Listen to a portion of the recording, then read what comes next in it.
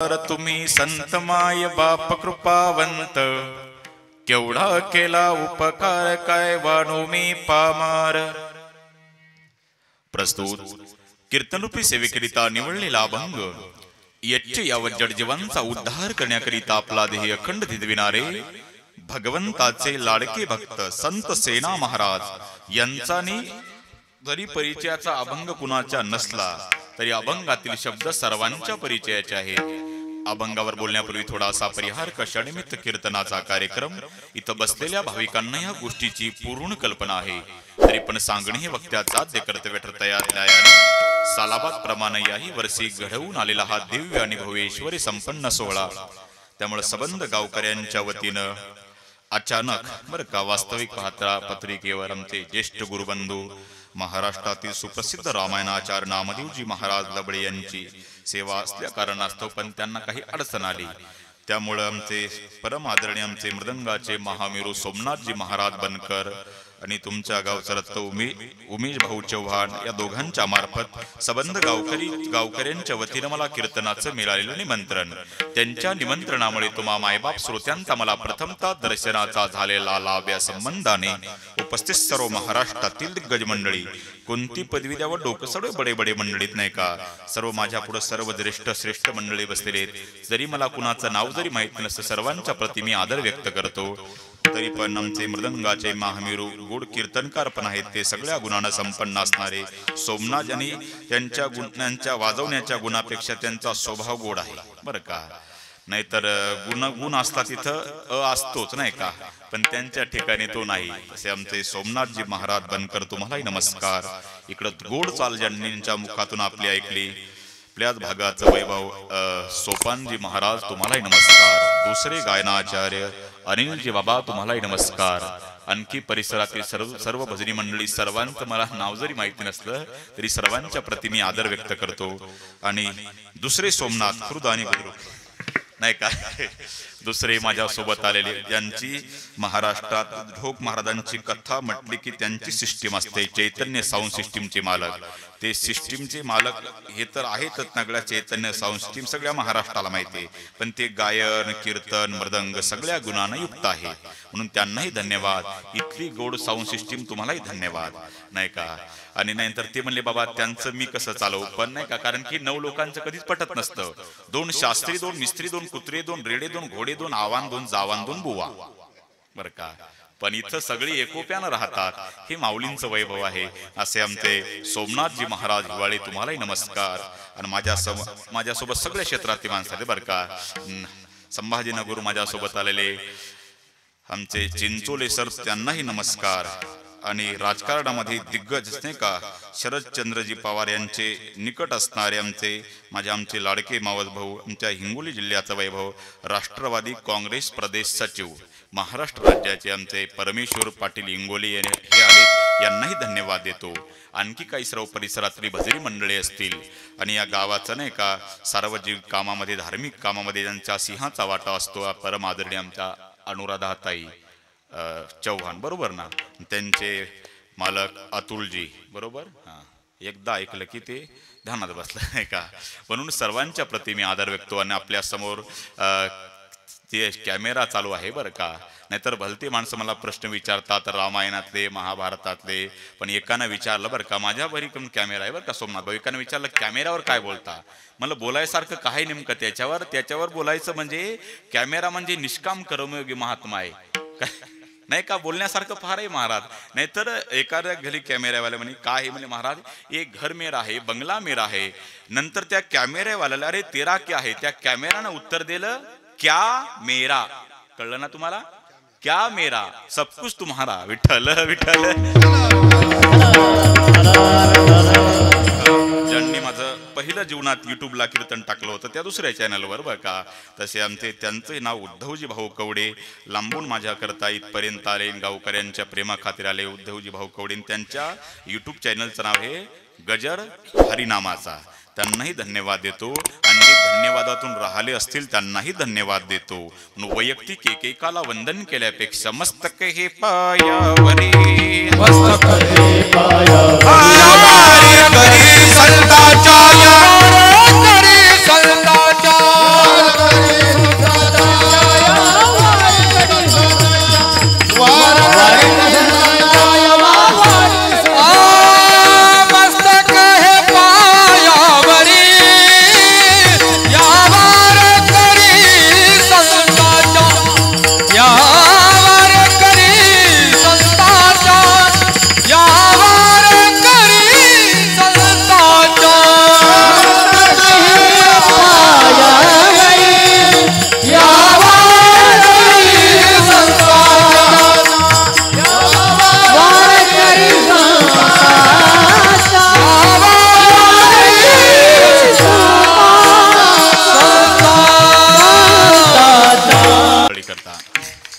गाणारे गंधर्व आहेत तर वाजवणारे इंद्र आहेत. तुम्ही जनकासारखे अष्टावक्रासारखे विद्वान श्रोते आहात, पण आता मी शुकाचार्याने आता सकाळच्या काकड्यापर्यंत भागवून घ्या. एवढी नाही घाई करणार. पण आजचं कीर्तन जरी 9ला चालू झालं असलं तरी आजचं कीर्तन 11ला सुटणार नाही. पण कीर्तन सुटल त्यावेळेस 11च वाजलेले असतील. विठ्ठल विठ्ठल. आता माझा परिचय तुम्हाला सांगणं गरजेचंच आहे. पत्रिकेत नाव नाही नाही का, आणि सांगत असतो आपला परिचय ऐकण्यासारखा आहे. कदाचित तुम्ही माझे युट्यूबला सगळीकडे TV चॅनलला पहिलं ते मायबोली चॅनलचं नारळच आपल्या हाताने फुटलं होतं. नंतर हे चॅनल बाकी चालू 222 वेळी सगळ्या चॅनलला कीर्तन आले. युट्यूबला पण माझा परिचय मी सांगत असून ऐकण्यासारखा आहे. माणसं विसरत नाही आपल्याला बरं का. ध्यान धरून ऐका बरं. सोमनाथ महाराज, आम्ही आहोत थोरात, आम्ही आहोत थोरात, पण आमचं होतं थोडं आपस्वरात. हे मंडळी आहेत स्वरात, तुम्ही पडू नका घोरात. आपलं कीर्तन नाही कोणाच्या घरात का दारात, आपलं भगवंताच्या दरबारात बरं का. नाहीतर यसाल रागाच्या भरात, हणसाल तोंडावर परात, किंवा काढसाल गावान वरात, पण भगवंताच्या कृपेनं होऊन जाईल जोरात. विठ्ठल विठ्ठल. कीर्तन जर पटलंच तर बोलवा तुमच्या पण परिसरात, नाहीतर घालसाल पोरासोरात. विठ्ठल विठ्ठल.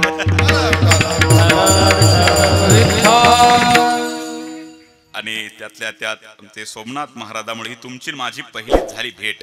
आणि त्यात मी कीर्तने करणार नाही लेट, उघडतो माझ्या बुद्धीचं गेट, कारण की आत्ताच्या युगात चालतं नेट, म्हणून अभंगावर येतो थेट. विठ्ठल विठ्ठल. माणसं हसालेत म्हणजे कीर्तन पटायला. आता काही बोललं तरी माझ्या बोलण्याचा राग तुम्हाला येणार नाला तरी काय करता. भगवान परमात्म्याच्या कृपेनं तुमचे पाठ आहे ज्ञानेश्वरी गाथे, कीर्तन ऐकण्यासाठी उत्सुक आहे तुमचे माथे, पण कीर्तन सुटल्यावर राणा तांदळाचे 2-4 पोते. विठ्ठल विठ्ठल. अभंग सेना महाराजांचा बरं का. आपलं पहिलं भाग्य हे नरदेही मिळाला, पुन्हा भाग्य तो भारतात मिळाला, पुन्हा भाग्य महाराष्ट्रात मिळाला, आणि त्याही पेक्षा भाग्य साधू संतांच्या नंतर नरदेही मिळाला. आपलं पहिलं भाग्य की नरदेही मिळाला. बडे भाग मानुष तन पावा, नरपन कमल ही जीव चराचर जातन देही, सर्ग नरतयत दर्शन पावा, बडे भाग मानुष तन पावा. आपलं पहिलं भाग्य नरदेही मिळाला, पुन्हा भाग्य तो भारतात मिळाला. भरतखंडे नरदेह प्राप्ती हे तो परमभाग्याची संपत्ती, तो भारतात मिळाला. पुन्हा भाग्य महाराष्ट्रात मिळाला, कारण एक महाराष्ट्र सोडला म्हणजे हा आनंद इतर प्रांतात नाही. पण या महाराष्ट्राचं महत्व महाराष्ट्र सोडून गेल्याशिवाय कळत नाही. जरूर जा, पण तिकडे गेल्यावर पुजारी बरोबर ओळखतात की ही गिराईक महाराष्ट्रात. ते लगेच पडदा पाडला. ठहरो, भगवान सो रहे हैं, अजी कुछ करो भाई, महाराष्ट्र से आए दर्शन करना है तो फिर 50 रुपये निकालो. आणि एकदा 50ची नोट दिली की भगवान उठ गए. काय हातगाड्यावरचा मालक आहे का. आणि मग 50 फुटाहून दर्शन. मग आमच्या महाराष्ट्रातल्या लाडक्या वारकऱ्यांना वाटतं, अरे एवढ्या लांबून इतका खर्च करून परप्रांतात आलो तरी 50 फुटाहून दर्शन. मग त्यापेक्षा आमच्या महाराष्ट्रातला विठोबा नाही का बरा. म्हणजे माऊलीच्या पालखी सोहळ्यात ज्ञानबा तुकाराम म्हणत आमटी भात जर्मनच्या ताटात खाल प्लास्टिकच्या तांब्यात पाणी पीत पीत पंढरपूरला जायचं, नया पैसा खर्च नाही. आणि तिथं गेल्यावर आमच्या देवाच्या चरणाला मिठी घालायची. त्याची पायी घाला मिठी मोलणे गे जगजेठी, भावा एकासाठी खांदा वाहे आपुल्या. म्हणून आपलं भाग्य की महाराष्ट्रात जन्म मिळाला, त्याही पेक्षा भाग्य साधू संतांच्या नंतर आपल्याला नरदेह मिळाला. करायची विचार करा तुम्ही.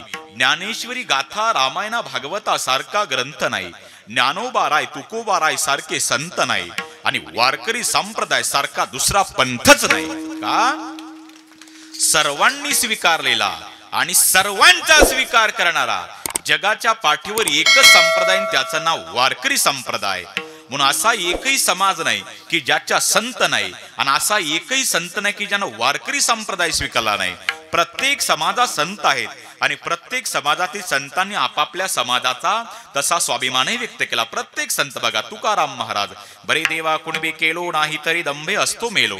प्रत्येक संताचा. सावता महाराज, आम्ही माळियाची जात शेत लावू बागायत, देवा तुझा मी कुंभार, नासे पापाचे डोंगर गोरोबा काका.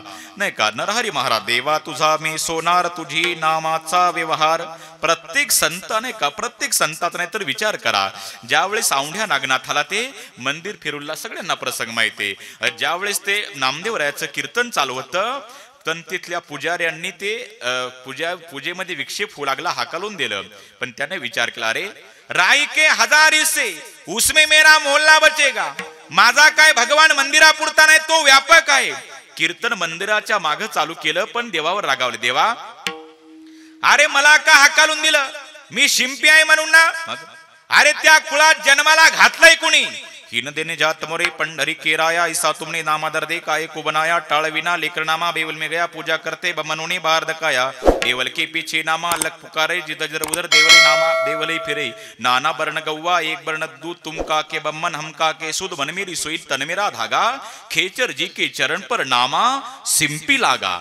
पण उल्लेख केला समाजाचा. अरे असा कोणता समाज आहे म्हणून सर्वांनी स्वीकारलेला आणि सर्वांचा स्वीकार करणारा. विचार करा, सावता महाराज माळी समाज, गोरोबा काका कुंभार समाज, नरहरी महाराज सोनार समाज, नाही का, तुकाराम महाराज कुणबी समाज, आणि ज्ञानोबा म्हणतात नाही का, अभिमान इंद्रियातेन कोंडी भोगातेन तोडी, अभिमान न संडी स्वजातीचा. प्रत्येक समाजा संत. कबीर महाराज मुस्लिम समाज, म्हणून सर्वांनी स्वीकारलेला आणि सर्वांचा स्वीकार करणारा जगाच्या पाठीवर एकच संप्रदाय, त्याचं नाव वारकरी संप्रदाय. विठ्ठल विठ्ठल. ज्यांचा अभंग निवडला असे सेना महाराज यांचा सुद्धा आम्ही वारीक वारीक करू हजामत बारीक. नवे स्वाभिमान व्यक्त केला. नावियाचे वंशी जन्म दिला ऋषिकेशी, प्रतिपाळावे धर्मासी व्यवहारातेन संडी. ऐसा स्वधर्म विचार धंदा करीतो दो प्रहर. पण उल्लेख केला समाजाचा, म्हणून सगळ्या समाजा संत आहेत, म्हणून सर्वांनी स्वीकारला हा वारकरी संप्रदाय. म्हणून तसं आज अभंग ज्यांचा निवडला सेना महाराज, प्रत्येक समाजात त्यांचा त्याचा स्वाभिमान असला, आणि जरी उल्लेख केला असता तरी संत समाजापुरता नाही, जगाच्या कल्याणा संतांच्या विभूती. देह कष्ट विधी परोपकार, जगाच्या कल्याणा संतांच्या विभूती.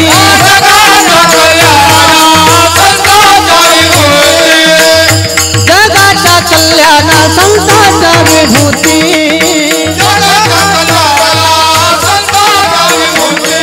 देह कष्ट विधी परोपकार, देह कष्ट विधी परोपकार.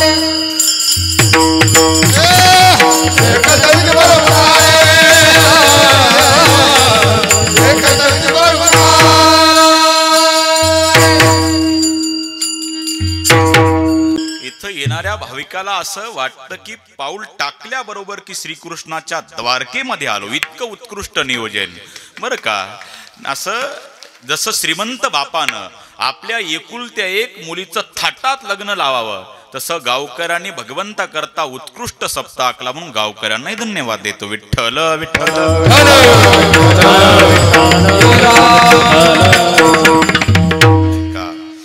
जगाच्या कल्याणा संताच्या विभूती, देह कष्टविती परोपकारे. नव्हे तर महात्मा या शब्दाची व्याख्याच आहे. महान आत्मा यश सहा इति महात्मा. मोठा आहे आत्मा ज्याचा असा जो तो.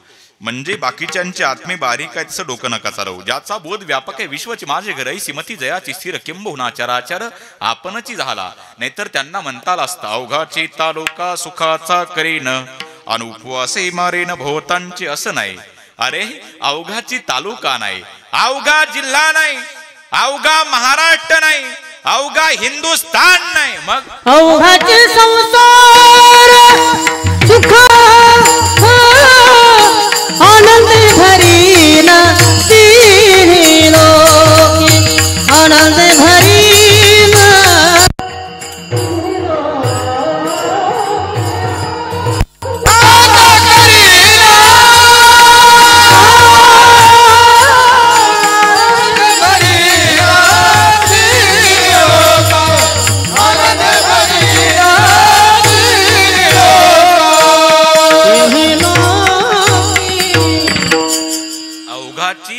संसार सुखाचा करीन किंवा माऊलीची आरती सर्वांना पाठे प्रगट गुह्य बोले एक दोन माणसं ब्रह्म केले नाही विश्व ब्रह्मची केली म्हणून वसुधा एव कुटुंब या बुधावर जीवन जगणारे संत त्या समाजाचा जरी स्वाभिमान व्यक्त केला असता तरी संत समाजापुरता नाही जगाच्या कल्याणा संताच्या विभूती म्हणून ज्यांचा आबंनी वडला ते सुद्धा सेना महाराज आपल्या समाजाचा स्वाभिमान व्यक्त करतात म्हणून संत सेना महाराज आणि ज्ञानोबा राय या दोन संतांचा विचार करा यांचा जीवनामध्ये काय संबंध आला योगायोग आला हे लक्षात घ्या मग अभंग आपोआप आपल्या लक्षात येईल विठ्ठल विठ्ठल संत सेना महाराज हे महाराष्ट्रातलेच पण 7 पिढ्यापासून उत्तर प्रदेशला गेले संत सेना महाराजांच्या वडिलांचं नाव देवीदास आणि माऊलींच्या वडिलांचं नाव विठ्ठलपंत हे दोन्ही एकाच गुरुकडे रामानंदाकडे एक दिवस सहज प्रवचनामध्ये रामानंदानं सांगितलं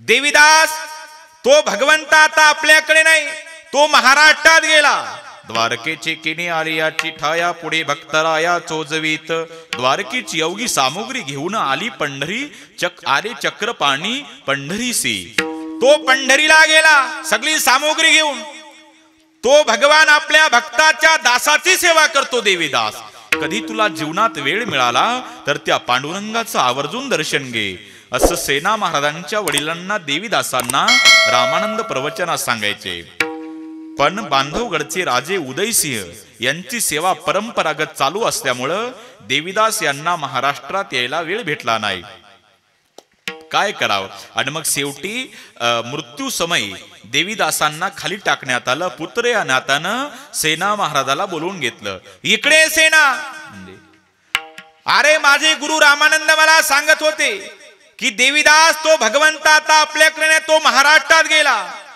तो आपल्या भक्ताच्या दासाची सेवा करतो तुला कधी जीवनात वेळ मिळाला तर त्या पांडुरंगाचं दर्शन घे बाबा पण मी शारीरिक व्यापानं मी जाऊ शकलो नाही पण आता मी मरताना सांगतो सेना ही माझी परंपरा तू चालू ठेवून तुला कधी जीवनात वेळ मिळाला तर त्या पांडुरंगाच्या चरणी माथा विनम्र कर बाबा सांगितलं आणि आपला देवीदासांनी आपला प्राण समर्पित केला बाप गेला म्हणजे जीवनातला शेवटचा आधार संपला बर का नाहीतर बर का आई प्रेम करते सगळ्या जगाला पण बापाचं प्रेम न दिसण्यासारखं असतं नाहीतर जशी ती आपण नाही का फुलवात पेटवतो नाही का वात सगळ्यांना दिसते ज्योती पेटलेली सगळे म्हणतात बघाची वात ज्योती कशी पेटली पेटलेली वात सगळ्यांना दिसते पण त्याच वेळेला त्या समईला हात लावून बघा चटका लागल एवढी तपलेला असते माझा दृष्टांत संपला आईचं प्रेम ही दिसलेली ज्योत असते पण तापलेली समय ही बापाचं प्रेम असते विठ्ठल विठ्ठल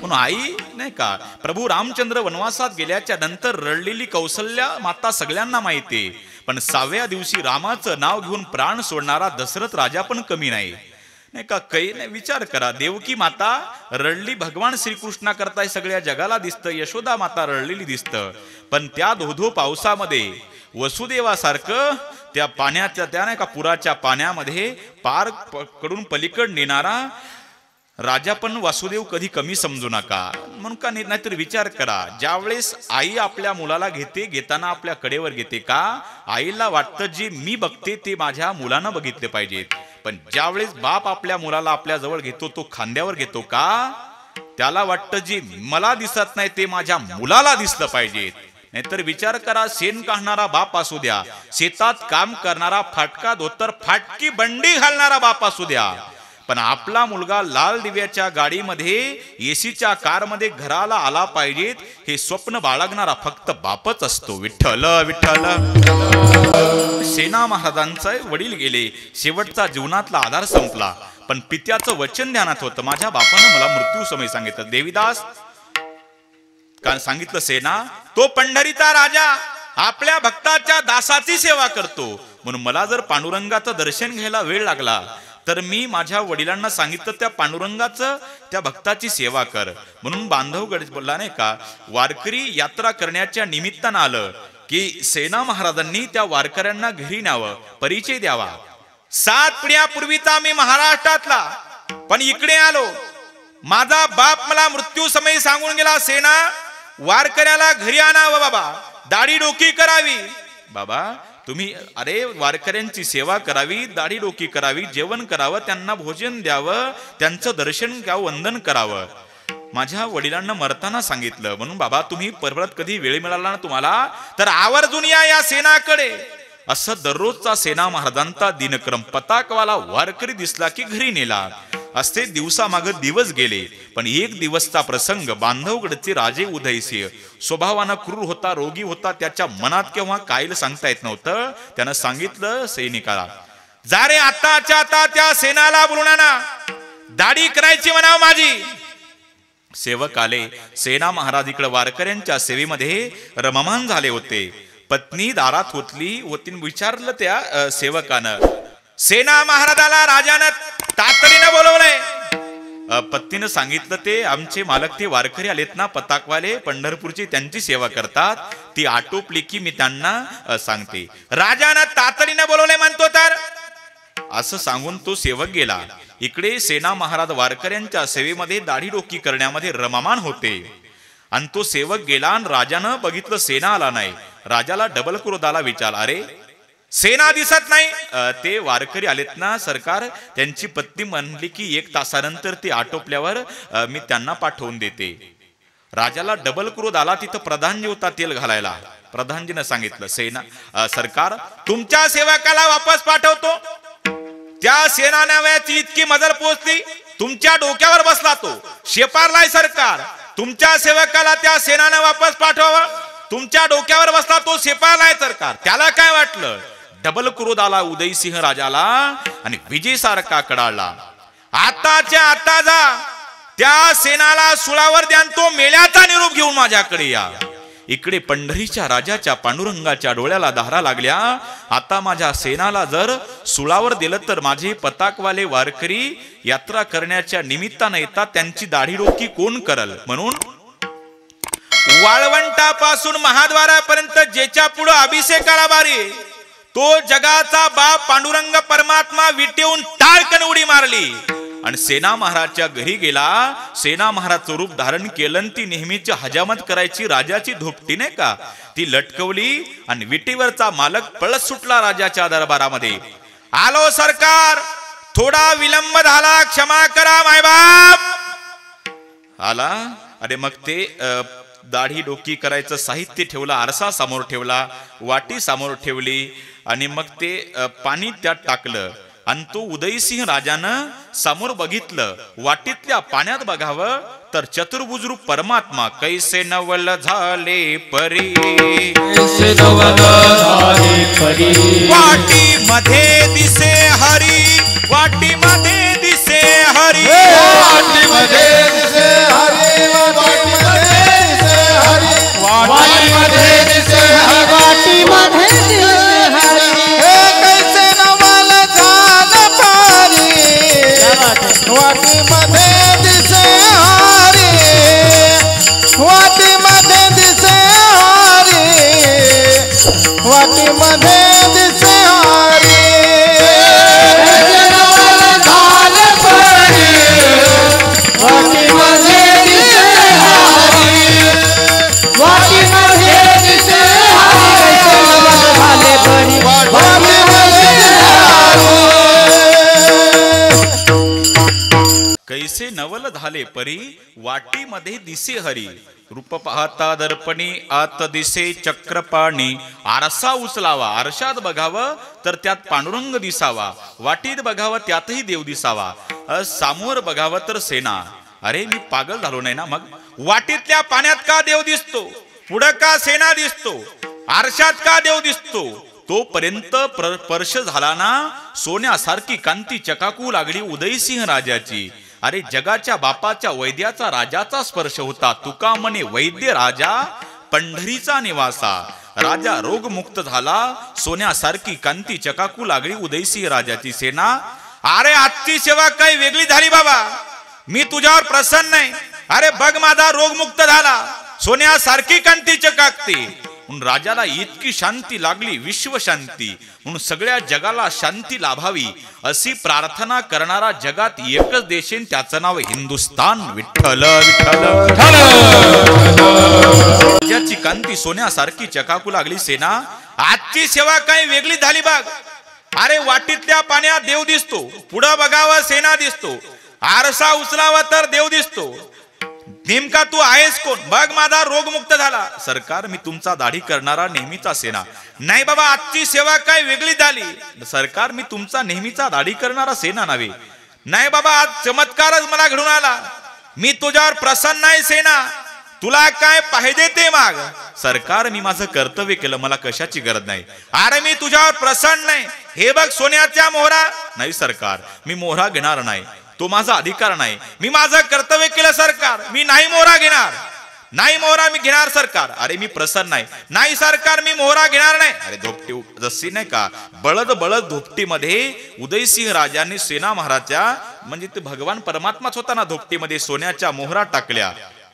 ती धोपटी घेऊन तो जगाचा बाप निघाला आणि सेना महाराजांच्या घरी ती धोपटी लटकवली. आणि खरा विटेवरचा पांडुरंग परमात्मा परत विटेवरचं रूप नाही का जसं होतं तसंच्या तसं रूप घेऊन भगवान परमात्मा परत विटेवर उभा राहिला.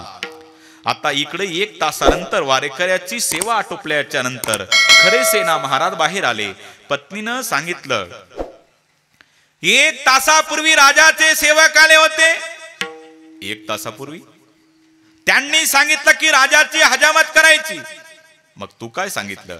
मी त्यांना सांगितलं की ती वारकऱ्याची सेवा करतात, ती आटोपली की मी पाठवून देते. खरा सेना लटलट लटलट लटलट घाबरू लागला, डोळ्याला धारा लागल्या. आता माझं काय काय झालं मालक? अगं तू कोणाला वापस केलं? राजाच्या सेवकाला. राजा आपल्यावर रागावणार, आता माझी नोकरी जाणार.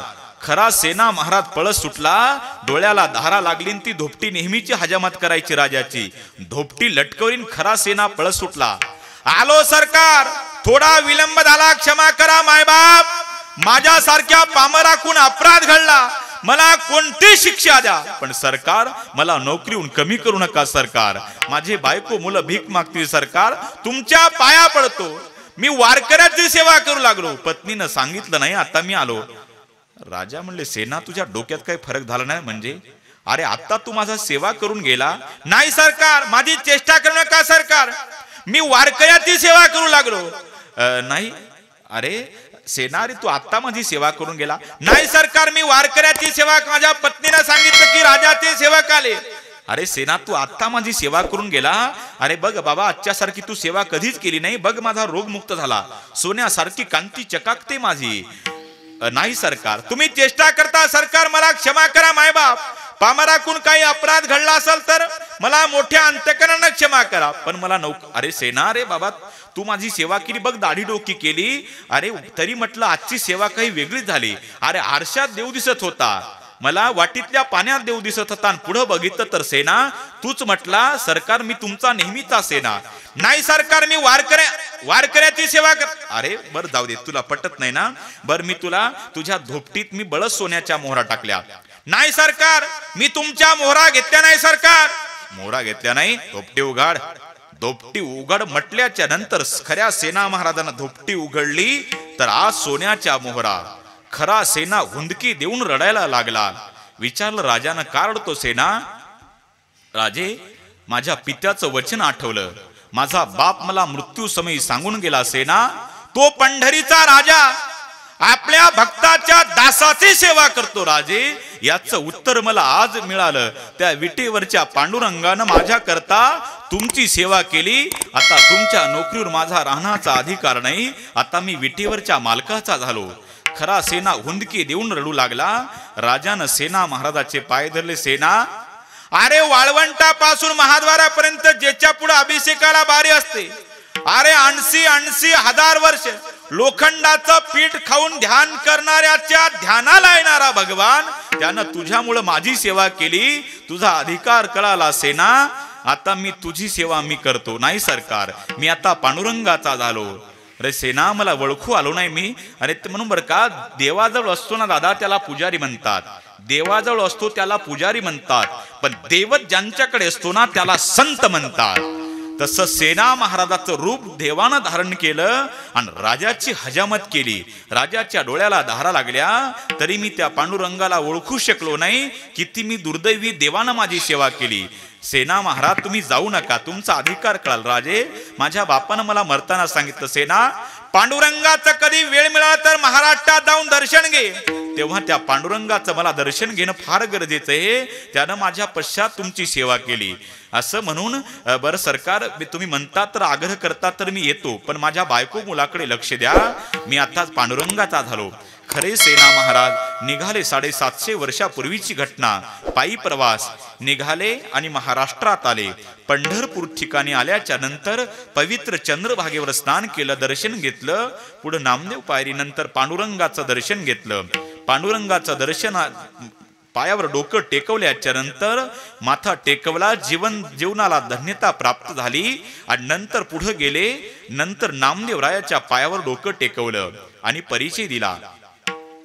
नामदेवा, मी सेना 7 पुढ्यापूर्वीचा मी महाराष्ट्रातला, पण तिकडे उत्तर प्रदेश गेलो बांधवगड. माझ्या बापाचं नाव देवीदास, माऊलींचे वडील विठ्ठलपंत आणि माझे वडील हे गुरुबंधू आहेत. माझ्या बापानं मला सांगितलं की सेना कधी जीवनात वेळ मिळाला तर पांडुरंगाचं दर्शन घे बाबा. तेव्हा मला आता पांडुरंगाचं दर्शन घेण्याकरता आलो. आणि तुम्हाला महत्वाचं सांगायचं म्हणजे माझ्या वडिलांना सांगितलं मरतानी की पांडुरंगाचं दर्शन घेणं महत्वाचं सांगतो. माझे गुरुबंधू विठ्ठलपंत यांना 4 बालक आहेत. अलंकापूरला आळंदीला राहतात. त्यांची भेट आवर्जून घे. तेव्हा नामदेव राय मला आता एकदाच मला पांडुरंगाचं दर्शन झालं, पण तुम्ही एकदा मला माऊलीच्या दर्शनाला घेऊन चला असं म्हटल्याच्या नंतर नामदेव रायाच्या डोळ्याला धारा लागल्या, रडायला लागल्याच्या नंतर विचारलं कारळता नामदेवा, माऊलीचं दर्शन होणार नाही आता सेना. कार्तिकी वारीला ज्ञानोबारांनी समाधी घेतली, नाही दर्शन होणार आता माऊलीचं. म्हणजे अहो हे शक्य नाही. अहो मी समाधी देताना मी होतो, माऊली आपल्याला डोळ्यांना आता दिसणार नाही. समाधी देताना मी होतो, माऊलींनी समाधी घेतली आता नाही दिसणार. डोळ्याला धारा लागल्या. विचारलं नामदेवरायाला सेना महाराजांनी कसं झालं. सांगितलं की नाही का अलंकापूर ज्या वेळेस पांडुरंगानं सूचना दिली पंढरपुरामध्ये, इथे आलेल्या वारकऱ्यांनो पुढच्या वारीला माझ्या ज्ञानोबारांना समाधी द्यायची. अष्टमीला सगळं अलंकापूर गजबजलं. जपी तपी संन्यासी योगी महानुभव. अष्टमी, नवमी, दशमी, एकादशी, द्वादशी, त्रयोदशी नाही का पिंपळाच्या पारी बैसल्या पंगती. आणि मग त्रयोदशीचा दिवस उजाडला, समाधी सोहळ्याचा दिवस उजाडला. नामदेव महाराजांच्या 4 पुत्रांना ती समाधीची जागा झाली. नारा विठा महादा गोंदा 4 पुत्रांना ती समाधीची जागा झाली. देवी निवृत्तीयाने धरले दोन्ही कर जातो ज्ञानेश्वर वैसावया. निवृत्तीनाथानं पांडुरंगानं हात धरला ज्ञानोबाळ्यांचा आणि समाधी स्थळापर्यंत जातात. सर्वात जास्त डोळ्याला धारा लागल्या निवृत्तीनाथाच्या. विचारला देवाना, तुम्ही का रडता निवृत्ती? तुम्ही निवृत्ती आहेत ना, प्रवृत्तीहून येऊन रडता? देवा हे काय रडण्याचं नाटक करत नाही. ज्येष्ठाच्या आधी कनिष्ठाचे जाणे केले नारायणे उफराटे. आव देवा हा कोणता तुमचा न्याय? मोठ्याच्या अगोदर लहान्याला समाधी आणि मला म्हणता का रडतो? पुढे गेल्याच्या नंतर मुक्ताईनं टाहो फोडला. हुंदकी देऊन मुक्ताई रडायला लागली. ज्ञानदेव निवृत्ती भिक्षेशी जात सोपान मज सांभाळीत. आता मधुकरी कोण आणून दिला आम्हाला? सोपान काका रडायला लागले. समाधी स्थळावर पर्यंत आल्याच्या नंतर निवृत्तीनाथ आणि ज्ञानोबारा एकमेकाच्या समोर आहेत आणि निवृत्तीनाथाच्या पायावर डोकं टेकवलं. ज्ञानोबारांनी घळघळ घळघळ आपल्या अश्रूनं आपल्या पायात नाही का निवृत्तीनाथाच्या पायात अभिषेक केला. सांगितलं दादा तुम्ही माझे मोठे भाऊ आहात आणि माझे गुरु आहात, म्हणून जीवनात माझ्याकडून शिष्याचा धर्म पालन केल्या गेला नसर, कदाचित माझ्याकडून काही चुकलं असेल दादा, तर तुम्ही माझे अपराध पोटात घ्या असं म्हटल्याच्या नंतर निवृत्तीनाथाच्या डोळ्याला धारा लागल्या. माऊली तुम्ही मला लाजवताय म्हणजे आव आपले रात्रीचे मायबाप एकाएकी आपल्याला सिद्धबेटात टाकून गेले. त्या रात्री मोठा मुलगा या नातानं, थोरला मुलगा या नातानं मला उठवलं, निवृत्ती उठ राजा, आम्ही चाललो आता अनंताच्या प्रवासाला देहांत प्रायश्चित्त घ्यायला. हे आळंदीतले लोक तुम्हाला सुखानं जगू देणार नाहीत. आम्ही देहांत प्रायश्चित्त घ्यायला चाललो, पण सकाळी हे चिमुकली मुक्ताई उठल. दादा आई कुठे गेली? माझा ज्ञानोबा उठल, सोपान काका उठल. दादा अरे आई बाबा कुठे गेले?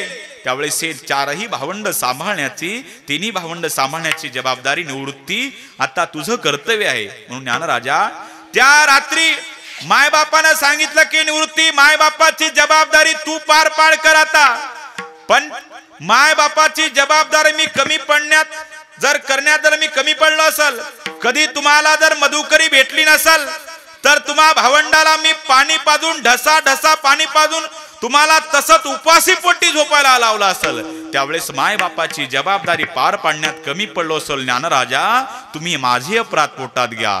हे दोन बंधू रडतात, यात नवल नाही. नामा म्हणे संत कासावीस सारे लाविती पदर डोळे आसे. दोन संत रडतात, यात नवल नाही. देवाच्या डोळ्याला धारा लागल्या म्हणून देवानं कधीतरी आपल्याकरता रडावं, म्हणून माणसानं चालताना तसं चालावं की समोरून येणाऱ्या प्रत्येक व्यक्तीनं आपल्याला वाकून रामरामच घातला पाहिजेत. बसताना माणसानं असं बसावं, 4-2 प्रतिष्ठित माणसं आपल्या जवळ येऊन बसले पाहिजेत, आणि मरताना असं मारावं की आपल्या वैऱ्याच्या डोळ्याला धारा लागल्या पाहिजेत.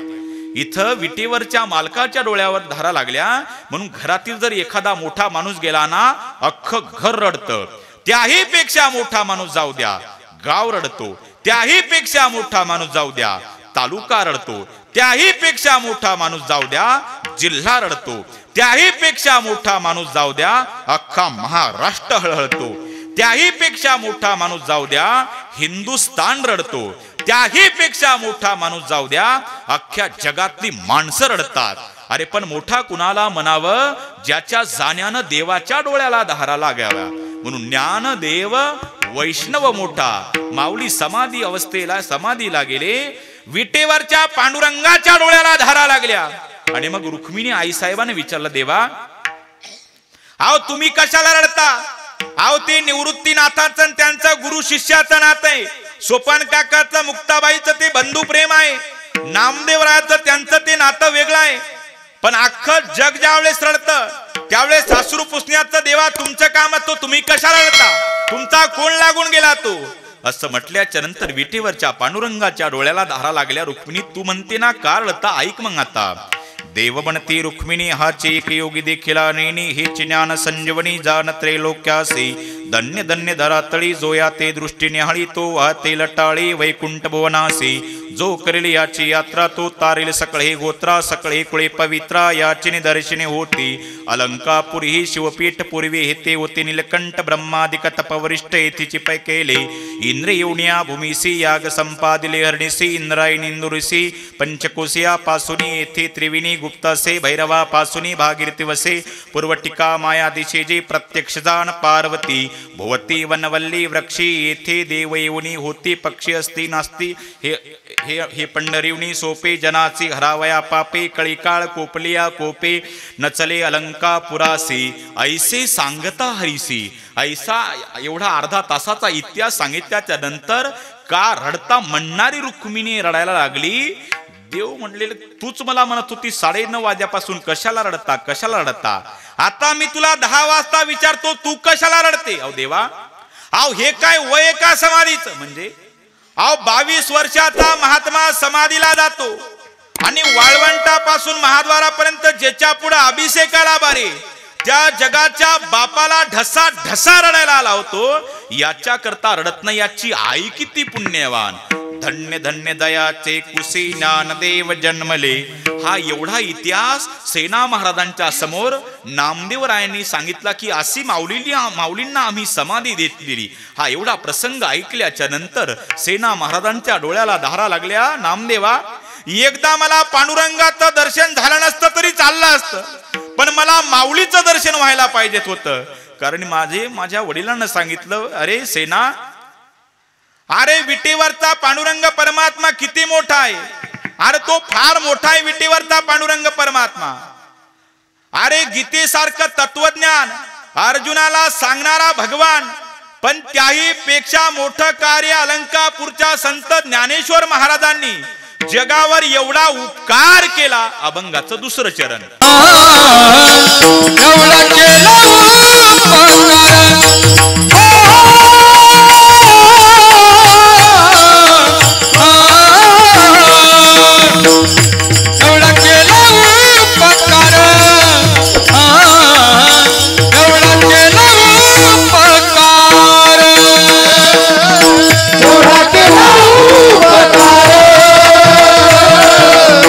हे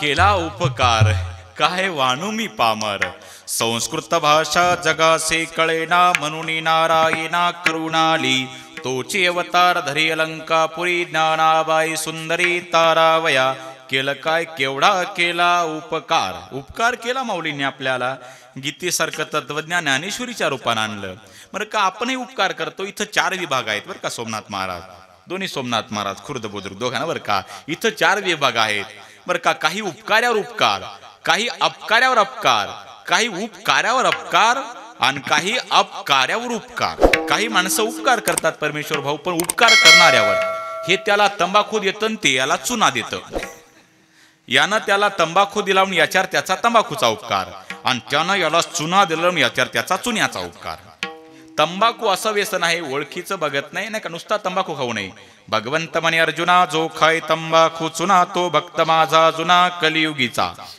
ही ओवी ज्ञानेश्वरीच्या 19व्या अध्यायातली 19व्या अध्याय 19व्या घरी गेल्यावर बघा तंबाखू म्हणे मी रघुनाथ शक्ती जो खाय त्यास तात्काळ मुक्ती जो सोंगे त्यास बहु सुख वाटे जो ओळे त्यास सोमनाथ नाही रघुनाथ भेटे विठ्ठल विठ्ठल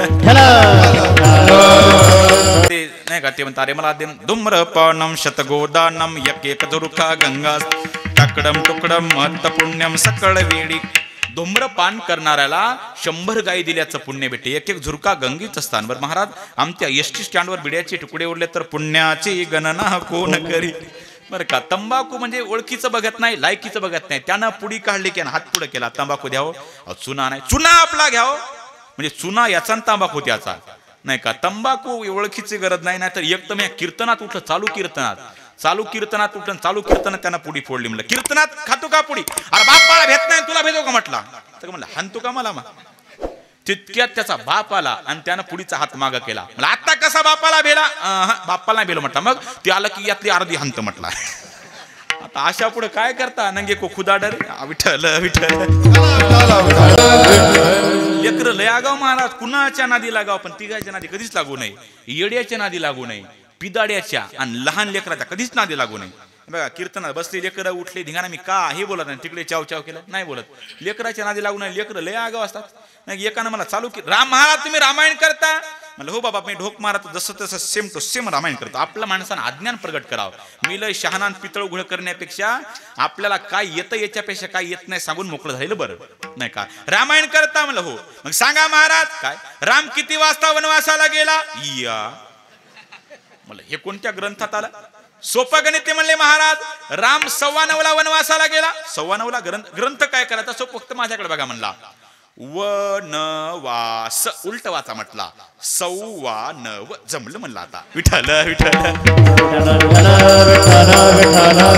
लेकर लय आगाव आता त्या लॉकडाऊन मध्ये ते कोरोना मध्ये लेकर ते शाळा विसरून गेले हो लय आवड लेकर कोरोनात तर अक्कल बंद पडली आता कोरोनाला घाबरू नका बरं का आता ते करीना गेली आमिर खानाला काय ते काय नाव आहे किंवा ओमिक्रॉन नाव भलती आवड येतो सगळे हिरोचीच नाव ठेवली आता काय जयाप्रदा येते काय माहित त्या कोरोनामध्ये माणसं आकली बंद पडल्या सोमनाथ भाऊ आणि मग आता एवढ्या गर्दीत कोरोना येणार नाही आला तरी चंगरून मेल्याशिवाय राहणार नाही आता कोरोना आपल्या फिरणाऱ्या माणसाला माहिती आहे पण एखादी आजी समजा नाही का घराच्या बाहेर जायची गरज नाही खायचं प्यायचं झोपायचं एवढी घरात श्रीमंती असल्यावर काय कोरोना काय भानगड माहिती आहे मी माग सोमनाथ बाबूच्या गावाकडे गेलो होतो यांच्या गावाकडे नाही का आणि एका आजीला उगाच सहज विनोदात म्हटलं आजी तुमच्या सुनाला कोरोना झाला कोरोना काय आजी हसली महाराज माय महाराज देवान लय चांगलं केलं या 10 वर्ष झालं ते महाराज तिच्या लग्नाला तिला काही लेकरू बाळ नव्हतं आता लेकरू झालं म्हणलं विठ्ठल विठ्ठल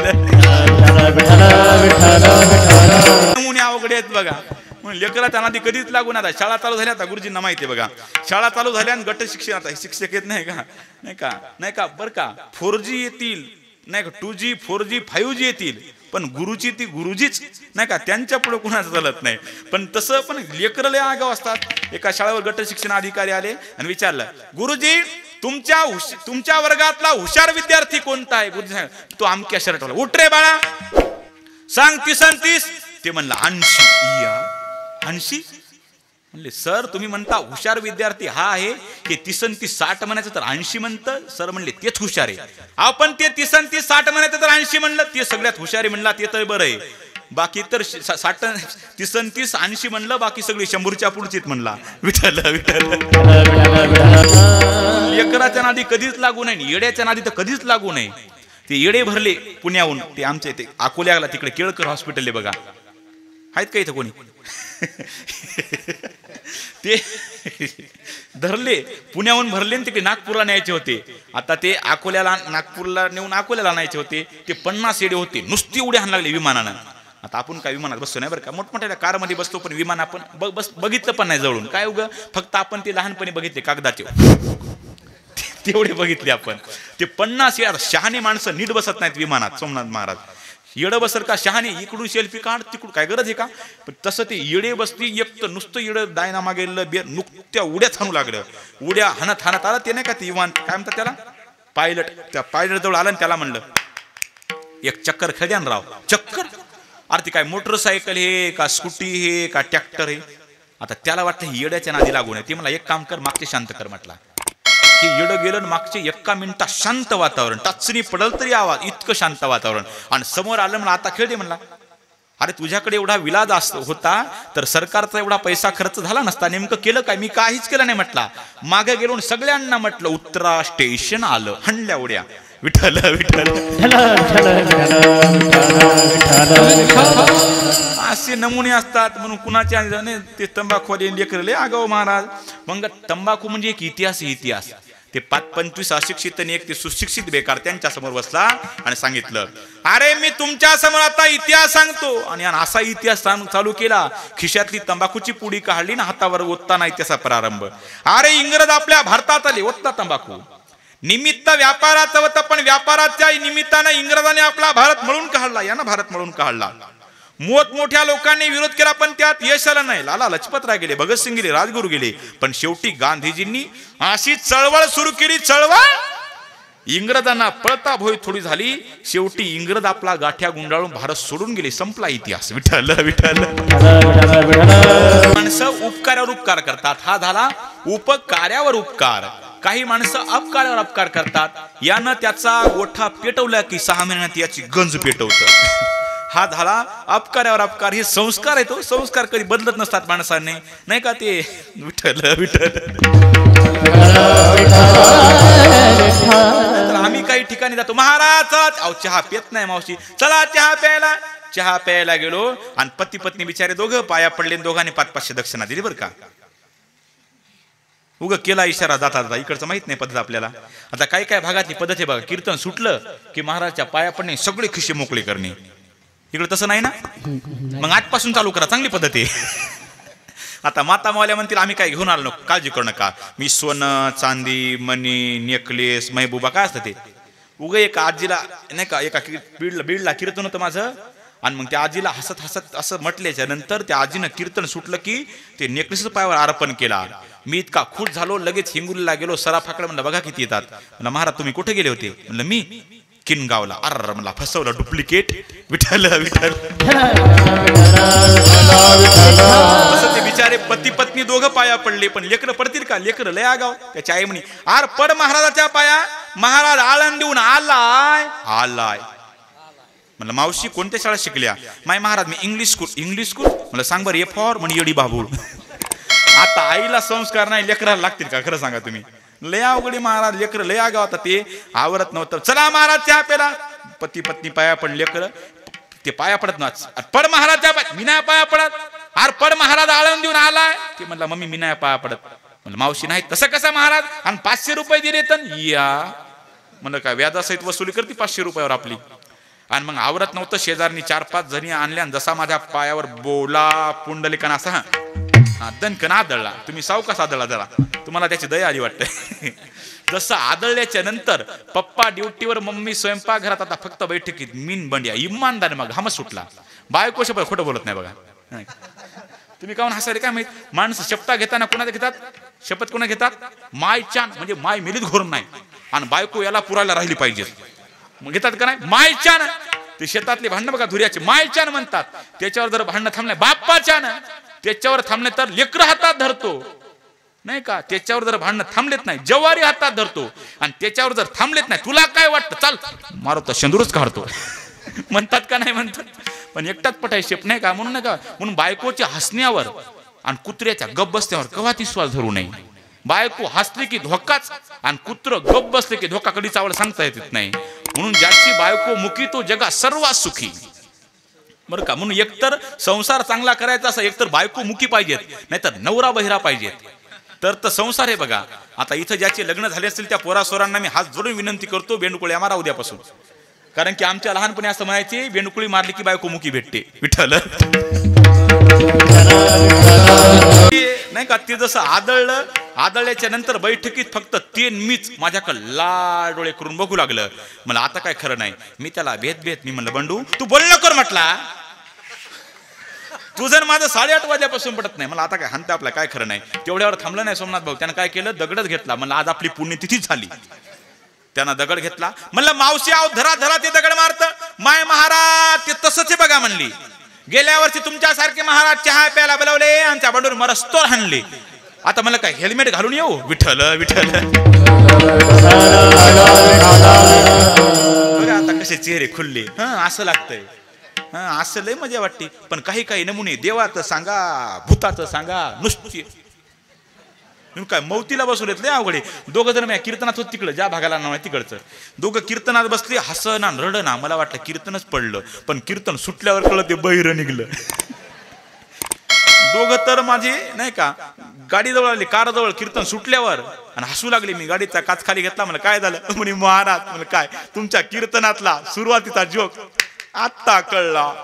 बरा मला मी मसनात गेल्यावर कळला नाही तुला. विठ्ठल नाही का, उपकार्यावर उपकार, अपकार्यावर अपकार, यानं त्याची गंज पेटू हे त्याचा नाही का गोठा पेटवतं. हा झाला अपकारावर अपकार. काही माणसं उपकार्यावर अपकार करतात. आपण एखाद्यावर उपकार करावे आणि हा प्रकार समाजात जास्त आहे. आपण एखाद्यावर उपकार करावे आणि त्यांना नंतर आपल्या डोक्यावर कार्यक्रम करावा, असे समाजात जास्त लोक आहेत. उपकार करणाऱ्यावरच अपकार करतात. म्हणून आत्ताचा काळ, पहिला काळ माणसं म्हणायचे अरे जर एखादं खड्ड्यात पडलं ना तर त्याला वर काढावं, पण आता जर एखाद्याला वर काढलं ना ते आपल्याला लोटाय बसलंय. लय अवघड कार्यक्रम महाराज. म्हणून काही माणसं उपकार्यावर उपकार, काही अपकार्यावर अपकार, काही उपकार्यावर अपकार. नाहीतर ते उदाहरण सर्वांना आपण कीर्तनात ऐकलेलं असेल. ते एक म्हणतात ते विंचू वाहत होता नदीपात्रातून आणि मग ते दया आली त्या बेंडकीला. तिला वाटलं की याला जर आपण वाचवलं नाही तर बिगर तिकीट हिंदी महासागर गाठतंय. तिला दया आली. तिनं आपल्या पाठीवर त्याला घेतलं. पाठीवर घेतल्याच्या नंतर तिनं त्याला अलीकडल्या कडीला आणून सोडलं. पण त्याला वाटलं किती बिचारीचे उपकार. पण त्याला वाटलं हिचे ना आपला काही संबंध नाही, हिला आपला संबंध नाही, पण आपण हिला आपलं ऍड्रेस कार्ड द्यावं. ऍड्रेस कार्ड जसं ऍड्रेस कार्ड घेतलं, डंक मारला. बेंडकी 2-3 फूट उड्या मारून जागेवर तडफडून मेली. तिनं उपकार केले पण यानं तिच्यावर अपकार केले. म्हणून उपकार्यावर उपकार, अपकार्यावर अपकार, उपकार्यावर अपकार. पण संत अपकार्यावरही उपकार करतात. बरोबर का. म्हणून असा एकही समाज नाही की ज्याच्यात संत नाही आणि असा एकही संत नाही की ज्याला स्वतःच्या समाजानं त्रास दिला नाही. समाजाचा स्वभाव आहे जिवंत साधूची निंदा करणे आणि साधू गेल्यावर त्याच्या नावानं सप्ता लागणे. आता सबंध महाराष्ट्रात तुम्ही कुठेही जा एकच भजन आहे, ज्ञानोबा तुकाराम. संध्याकाळी गुलाबजाम कोणाला, ज्ञानोबा तुकाराम म्हणणाऱ्याला गुलाबजाम यांना मांडे भाजून खाता आले नाही. ये वही समाज है, यीशु ख्रिस्त को फांस पर लटका दिया गया. ये वही समाज है, मोहम्मद पैगंबर जी को हिजरत करनी पड़ी. ये वही समाज है, मीरा को राजस्थान छोड़ना पड़ा, जहर पीना पड़ा. ये वही समाज है, संत तुकाराम जी को गाली मिली. और ये वही समाज है, संत ज्ञानेश्वर महाराज के झोली में मिट्टी डाल दी गई. प्रत्येकांना त्रास झाला तरी ग्रंथ संपत्ती पूर्ण झाली आणि निवृत्तीनाथ प्रसन्न झाले. ज्ञानराजा मी तुमच्यावर प्रसन्न आहे, काय पाहिजे ते मागा. दादा तुम्ही प्रसन्न आहेत ना, मग फक्त मला एकच द्या. काय, जे खळाचे व्यंकटे सांडो याला म्हणावं आप कार्यावर उपकार. खळ मरू नाही माऊली म्हटले. हे बघा खळ मरू नाही, खळाचा वाकडेपणा जाव. हे बघा दुर्जन वाईट नाही, त्याचा दुर्जनपणा वाईट आहे. विंचू वाईट नाही हो, फक्त विंचवाची नांगी वाईट आहे. तेवढी नांगी काढली ना विंचू अख्खा हरिभक्त परायण आहे. एवढ्याच्या नांगीसाठी अख्खा विंचू नाही मारायचा, तसा दुर्जन नाही मारायचा. नाहीतर आता विज्ञान युगामध्ये माणसं बढाया मारतात. महाराज काय परमार्थ घेऊन बसले तुम्ही, किती विज्ञान पुढे गेलं, किती पुढे गेलं. अहो शुगर फॅक्टरीमध्ये तुम्ही इकडून ऊस घाला, पलीकडे पोत्या साखर येते, इतकं विज्ञान पुढे गेलं. अरे बाबू, ऊसापासून साखर होते फारसं नवल नाही. इकडून एरंड किंवा शेवरी घाल बरं, पलीकडे पोत्या साखर येते का बघ. ऊसापासून साखर होते फारसं नवल नाही, पण त्याही पेक्षा श्रेष्ठ कारखाना संताच आहे. शुगर फॅक्टरीमध्ये तुम्ही इकडून ऊस घाला, पलीकडे पोत्या साखर येते. आमच्या संताच्या कारखान्यात तुम्ही इकडून दुर्जन घाला, पलीकडे सज्जन बाहेर येतो. आपण सारी करता काळ नाही कळवे तया लागे नाही कळवे सारी करीती ताताळ नाही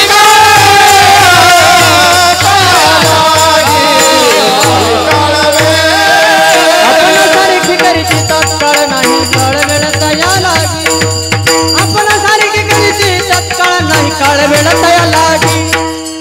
आपण सारखी नाही कळवे तया लागे आपण सारखे करती काळ नाही कळवे तया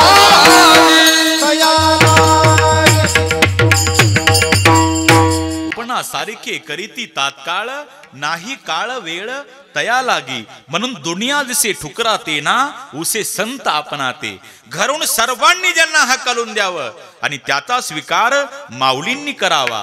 म्हणून बरं आळंदीत घडलेली घटना सांगतो बरं का. आळंदीत घडलेली ते पुण्यामध्ये एका आपल्या स्टँडवर, पुणे स्टेशनवर एक भिकारी त्याच्या मागं मुस्लिम धर्माचा फकीर भीक मागत होता. एका वारक्याने सांगितलं, तू इथं भीक मागण्यापेक्षा आळंदीत जा. आळंदीची अशी ख्याती आहे, शेज आरतीच्या अगोदर माऊली कोणालाच उपवासी ठेवत नाही. तो फकीर निघाला, आळंदीत आला आणि महाद्वारात बसला. दिवसभर तो बसला, पण त्याला कोणीच काही खाल्लं का विचारलं नाही. रात्रीचे 10 वाजले. बोले, सब लोग कहते थे आलंदी वाले ज्ञानेश्वर महाराज किसी को भूखा नहीं रखते. मेरा पूरा दिन बीत गया लेकिन किसी ने मुझे पूछा तक नहीं. तेवढ्यात रात्री 10 वाजता आळंदीत घडलेली घटना. मारुती महाराज गुरव यांचे चिरंजीव एकनाथ महाराज बरं का. एकनाथ महाराज आले कीर्तनाहून आणि आल्याच्या नंतर पत्नीनं ते गरम जेवणाचं ताट आणलं. सांगितलं, मी तिकडून आलो कीर्तनाहून जेवून, पण ते आणबर गरम जेवणाचं ताट. कोणी माऊलीच्या दरबारात कोणी उपवास आहे का बघतो. ते नाथ बाबांनी गरम जेवणाचं ताट घेतलं आणि फकीर बसला होता. त्याला म्हटले, बाबा मी तुम्हाला भिकारी समजत नाही, पण 2 घास खाल्लं तर मला बरं वाटल. त्याच्या डोळ्याला धारा लागल्या. क्यों रोते हो बाबा? बोले, जवाब मिल गया. अरे कहते थे लोग आलंदी वाले ज्ञानेश्वर महाराज किसी को भूखा नहीं रखते. मेरा पूरा दिन बीत गया लेकिन किसी ने मुझे पूछा तक नहीं, लेकिन आज मुझे मेरे माऊली ने भोजन दिया. म्हणून माऊली कोणालाच उपवासी ठेवत नाही. नाहीतर तुम्ही परीक्षा बघा, आळंदीला जा आणि मुद्दाम माऊलीची आपण परीक्षा घ्यायची म्हणून आपण उपवासी राहायचं. कोणीतरी येऊन तुम्हाला झोपतून उठून जेवू घालल. हे माऊलीचे उपकार आहे बरं का. आंधळ पांगळ मुक घाणेरड माऊली कोणाचाही स्वीकार करतात. विठ्ठल विठ्ठल. एक 22 वर्षाची तरुण मुलगी, सुंदर मुलगी, तिच्या डोक्यात किडे पडले. डोकं पुवानं पांढरं झालं आणि गावानं दुर्गंधी सुटली. गावकरी वैतागले. एकतर तुम्ही गावात राहा, नाहीतर आम्हाला गावाच्या बाहेर हाकालून द्या. अहो दुर्गंधी सुटली, जेवण जात नाही. त्या श्रीमंतानं सांगितलं, माझ्या मुलीची मी व्यवस्था करतो. गावाच्या 1 किलोमीटर अंतरावर त्या श्रीमंतानं झोपडी बांधली आणि तांब्यात पाणी भाकरी घेऊन मायबाप जायचे. म्हणायचे, बेटा इथं तांब्यात पाणी भाकरी ठेवली बेटा, आणि निघून जायचे मायबाप. एक दिवसचा प्रसंग, त्या गावामध्ये एक वैद्य आला. त्या वैद्यानं सांगितलं, त्या मुलीची जखम तुम्हाला नीट करायची असेल तर जगात फक्त कुत्र्याच्या लाळत ताकद आहे. कुत्र्यानं जर जखम चाटली तर मुलगी नीट होईल. गावकरी मदतीला धावले. गावातले सर्व कुत्रे झोपडीच्या दिशेने हाकालून लावले.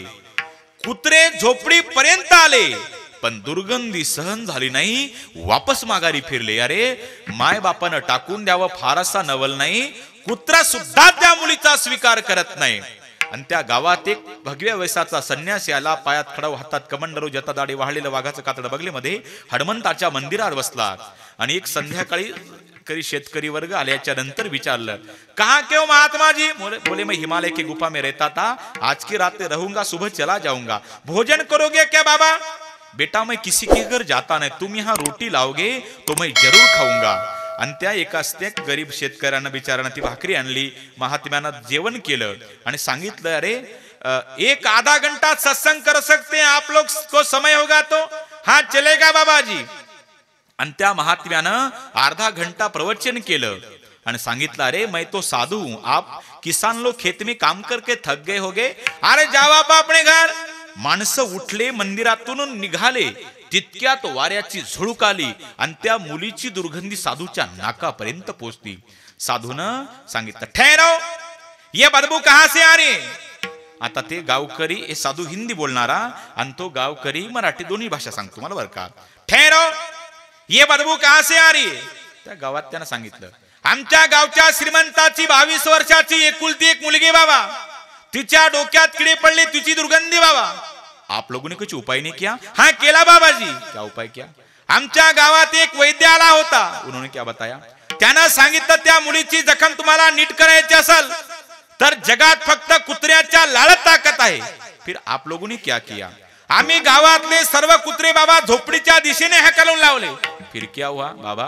कुत्रे झोपडी पर्यंत गेले पण दुर्गंधी सहन झाली नाही, वापस माघारी फिरले. साधूच्या डोळ्याला धारा लागल्या. अरे जावा बाबा अपने घर. सगळे आपापल्या घरी आले आणि तो साधू रात्रभर हनुमंताच्या मंदिरात रडला. बोले, हनुमान जी महाराज, मेरा कुछ उस बेटी के साथ रिश्ता नहीं, एक आज की रात रहने के लिए मैं आया था, लेकिन हनुमान जी बाबा मैंने एक गलती की है. क्या. मैंने इस गांव की रोटी खाई है और रोटी खाने के बाद पता चला इस गांव की एक बेटी दुखी है. मेरी पूरी तपस्या आप स्वीकार करो हनुमान जी महाराज, लेकिन उस बेटी को ठीक करो. रात्रभर साधू हनुमंताच्या मंदिरात रडला. सकाळी सूर्याचा उदय झाला आणि तिकडं मुलीनं रडायला चालू केलं. साधू तिथपर्यंत गेला आणि बाहेर बोलवलं, बाहेर आ बेटा. बाबा तुम्ही परमेश्वर तर नाहीत ना. नाही बेटा. अहो माझ्या माय बापानं मला टाकून दिलं, कुत्रा सुद्धा माझा स्वीकार करत नाही, तुम्ही कशाला आला बाबा. माघारी फिरा बाबा, येऊ नका माझ्याजवळ. अहो माय बापात तांब्यात पाणी भाकरी घेऊन येतात, हाताला उपर लावतात आणि बाहेर ठेवतात, म्हणतात बेटा तांब्यात पाणी भाकरी ठेवली, तुम्ही कशाला येतात, जा माघारी बाबा. बेटा तुम्हारे बारे में मैंने सब कुछ सुन लिया है बेटा, बाहर आओ. बाबा तुम्ही देव नाहीत, ये दुनिया वाले मुझे साधू कहते हैं बेटा, तुम्हारे बारे में मैंने सब कुछ सुन लिया है, बाहर आओ बेटा. त्या साधूनं त्या मुलीला बाहेर बोलवलं आणि तो महात्मा 4 पायावर झाला. पुढचे तळहात पुढे टेकवले, मागचे गुडगे मागे टेकवले आणि स्वतःची जीभ काढली आणि त्या साधून स्वतःच्या जिभेने त्या मुलीची जखम चाटली.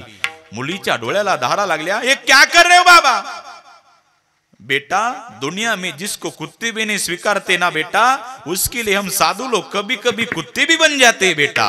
याला म्हणावं खरे संत. विठ्ठल विठ्ठल. असे कृपेने युक्त असलेले संत ज्ञानोबा राय. दुनिया जुसी ठुकराते उसे संत आपणाते, संत उदारे माद. अहो सोपी भाषा. ते विंचवाचा मंत्र आजोबाला आला ना, तर मरताना पण नातवाला सांगत नाही का. त्याला वाटतं याला जर नातवाला शिकवावा तर ग्राहक त्याच्याकडे जाईल. मग थोडा विचार करा. अरे साधा विंचवाचा मंत्र आजोबा नातवाला शिकवत नाही, पण सगळ्या जगाला तरुण जाणायचं तंत्र ज्या संत ज्ञानोबारांनी सांगितलं म्हणून उदार अभंगाचं पहिलं चरण. उदार तुम्ही संत, उदार तुम्ही संत, उदार तुम्ही संत, उदार तुम्ही संत, उदार तुम्ही संत, उदार तुम्ही संत, उदार तुम्ही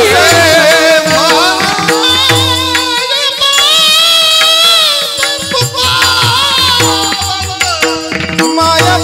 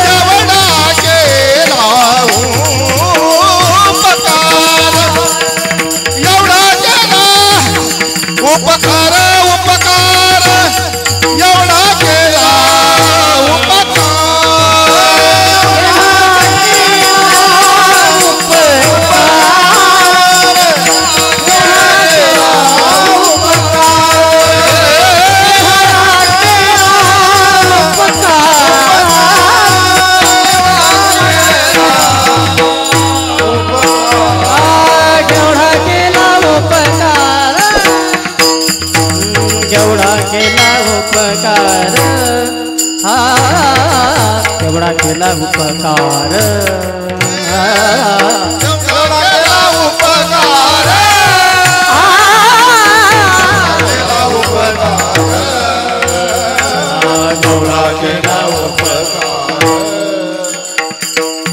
काय भानू मी पामर काय भानू मी पामर काय भानू मी पामर केवढा केला उपकार केवढा केला उपकार केवढा केला उपकार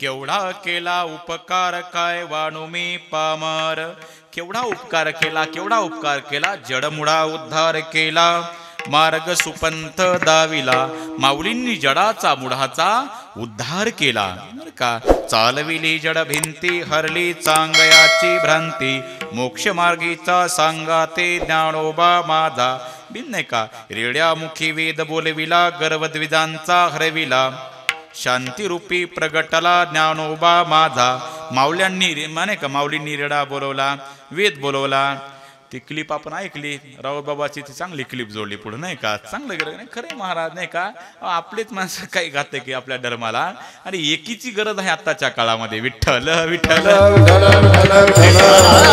रेडा बोलवला नाही का नाही का ते वक्ते बाबाच्या त्या मुक्ताई ग्रंथामध्ये माऊलींनी मस्जिद बोलवली ते नाही का ज्यावेळेस ते शुद्धीपत्र आणून हे चारही भावंड निघाले आणि एका मस्जिदीचा आधार घेऊन तिथं थांबले तो मस्जिदीमधला काजी पेटून उठला निकलो यहाँ से बाहर अरे हिंदू का मंदिर ने हमारी मस्जिद में निकलो यहाँ से बाहर सांगितलं माऊलीने अहो सगळं एकच आहे संत वारकरी संप्रदाय जातीपातीला मानणारा नाही कबीर मोमीन लतीफा मुसलमान सगळे आपण एक तुम्ही म्हणता मस्जिद त्या मस्जिदीला विचारा तो कोणाचे त्या काजीने सांगितलं अरे पागल हो गए क्या बच्चे पत्थर का मकान कभी बोल सकता है मी बोलवतो विचारलं हे मस्जिद तू किसकी त्या मस्जिदीने आवाज दिला मैं हिंदू की हो मैं का माऊलींनी मस्जिद बोलवली मला काय टीका करायची नाही धर्मावर कोणते बरं का अरे सगळे आपण एकत्र होत बरं का सगळे वेगळे असते तर बघा प्रत्येकाचं रक्त आपलं वेगवेगळ्या कलरचं असतं सगळ्यांचं रक्त लालच आहे फक्त स्त्री आणि पुरुष दोनच आहेत साधू संतांनी भेद केला नाही अरे मुस्लिम धर्मात पण एक महात्मा होऊन गेला ताजुद्दीन बाबा नाहीतर नाही का माणसं टीका करायचे त्याला धर्म नाही का कीर्तनासाठी जात बदलली असं म्हणायची आपले म्हणसायचे पैशासाठी बरं का पण माणूस गेल्यावरच कळा म्हणून सिंधुताई सपकाळाचं ते वाक्य त्याचंच नाव महाराष्ट्र आहे जिथं माणसं गेल्यावर मोठे होतात असताना किंमत कळत नाही दादा म्हणून बरं का सगळे जातीपातीमध्ये संत आहेत पण प्रत्येकाचा आपापल्याला स्वाभिमान असणं गरजेचं आहे हेच नाही पटत बरं का आपण एक किती आहोत बरं का कीर्तनकारानं कधी एकत्र या भावनेनं बोलावं नाहीतर आपण एकच आपलं दामटून बरं का नंतर भांडणं पेटतील असं बोलू नये आपण वारकरी संप्रदायात टीका करणारा नाही बाकीची टीका करतील पण वारकरी संप्रदाय सगळे एकत्रित आहेत एकही संत अशा वेगवेगळ्या जातीचा एकत्रित येऊन नांदे बरं का आपण एकच आहोत सगळे नाही का ते हे पटत नसेल तुम्हाला ते इंग्लिश मध्ये सांगतो मराठी पटत नसेल बरं का हिंदू बांधवांचा आवडीचा सण कोणता आहे दिवाळी आणि मुस्लिम बांधवांचा आवडीचा सण रमजान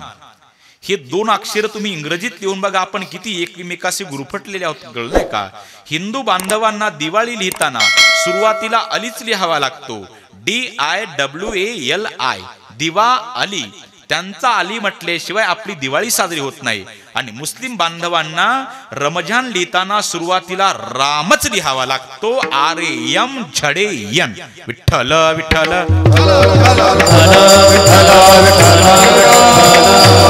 गरज आहे एकीची गरज आहे ना नाही का नाहीतर ते प्रकरण घडला तर ते लव जिहादचं नाही का खरं मग हात जोडून विनंती करतो बरं का मुलींना नाही का याची गरज आहे तुम्ही कसंही वागा पण जेणेकरून असं वागा आपल्या बापाची समाजामध्ये मान खाली जाणार नाही असं वागा अरे कुणावर प्रेम करावं कळलं पाहिजे दादा अरे धर्म बदलायत माणसं नाही का रे, आपला आपल्या स्वाभिमान असला पाहिजेत. मी ओवी सांगून गेलो माऊलींची की इंद्रियातेन कोंडी भोगातेन तोंडी अभिमान संडी स्वजातीचा. आपल्या आपल्या समाजाचा स्वाभिमान असला पाहिजे नाही का. ते 35 तुकडे केले नाही का म्हणून अरे प्रेम करायचंय रे का तर छत्रपती शिवाजी महाराजांवर करा.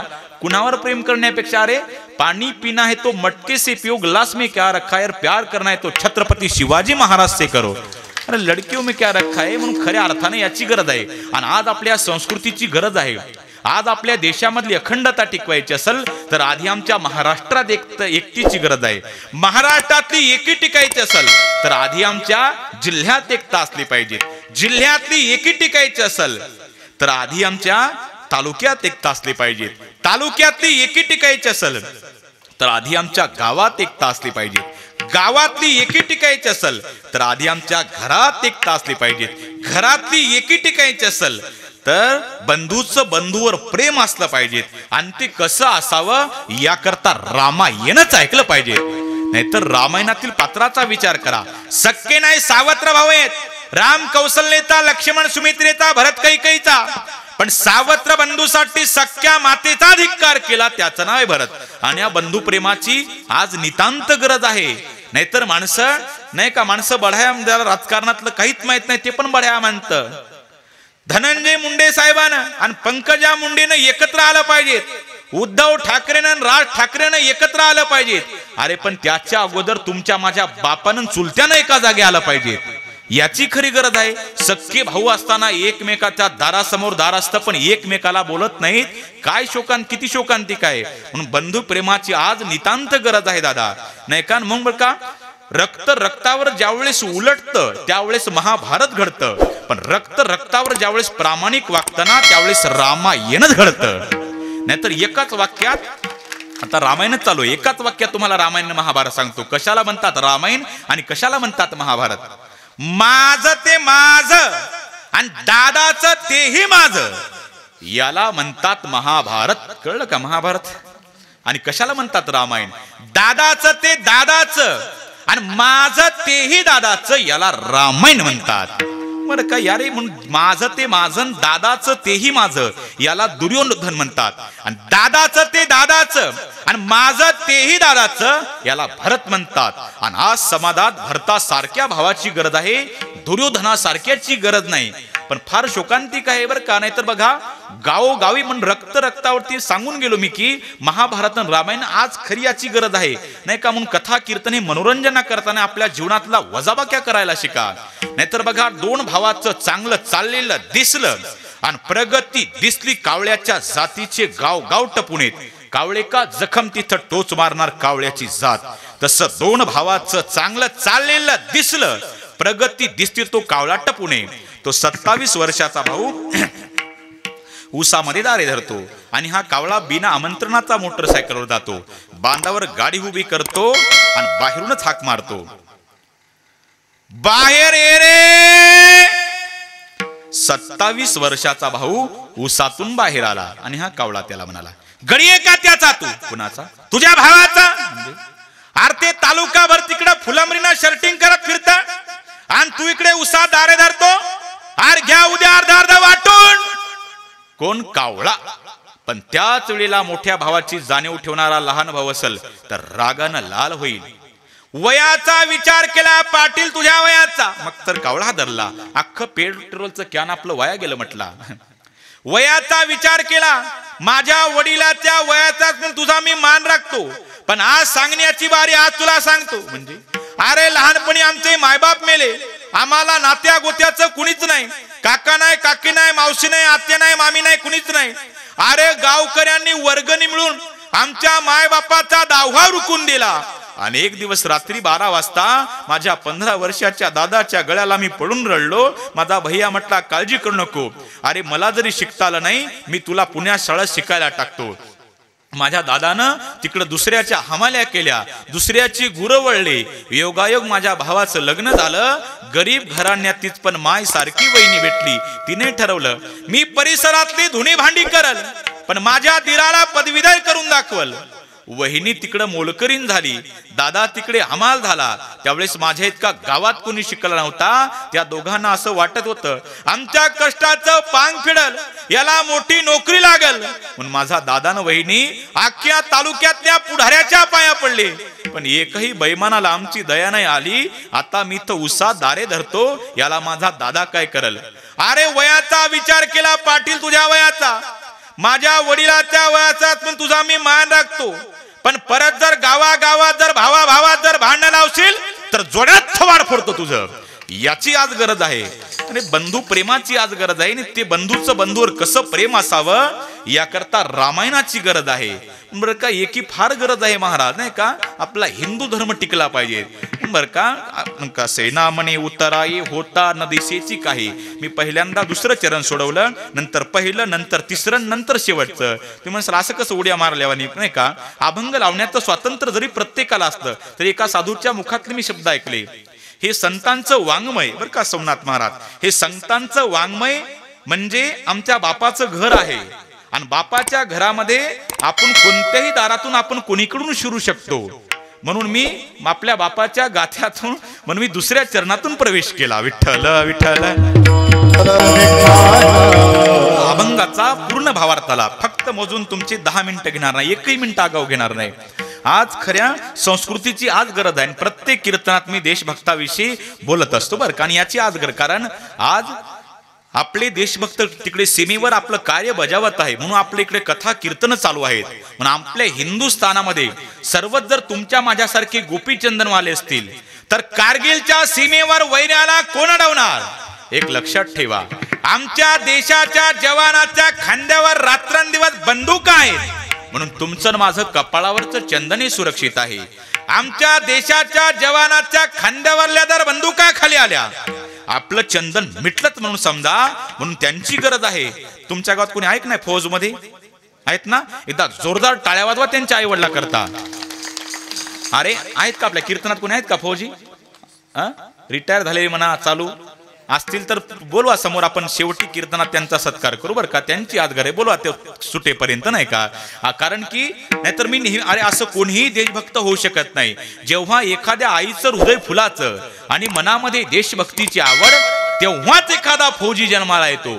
नाहीतर माणसं म्हणतात दंगा झाला बोलवा आर्मीला, लेकरू बोर मध्ये पडलं बोलवा आर्मीला, अतिरेकी घुसले बोलवा आर्मीला, आंदोलन झाले पूर आला बोलवा आर्मीला.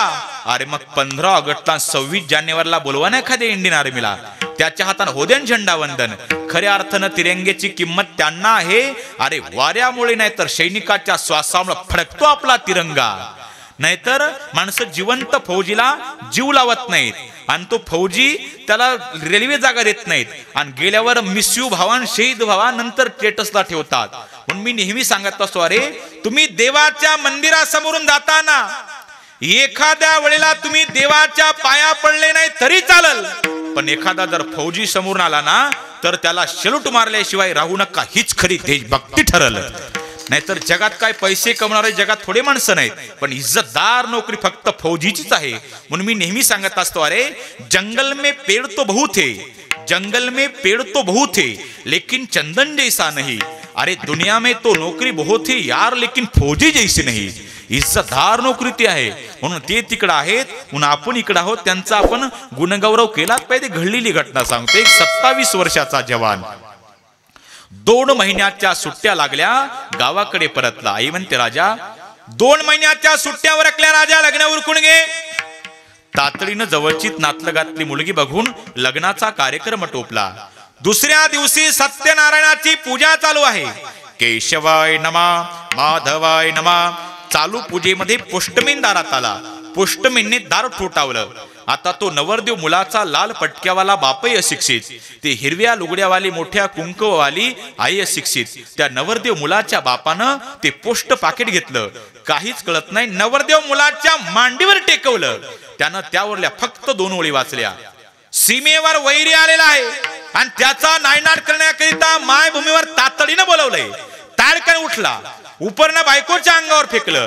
नवरदेवाचा पोशाख उतरवला, मिलिटरीचा ड्रेस परिधान केला, लोखंडी पेटी दारात टेकवली आणि आईचं दर्शन घेतो. आई म्हणते राजा नुकतं तुझं लग्न उरकलं, सत्यनारायणाची पूजा अर्धावड सोडून ओल्या हळदीच्या अंगानं कुठं चला आई, आज मला थांबवू नको.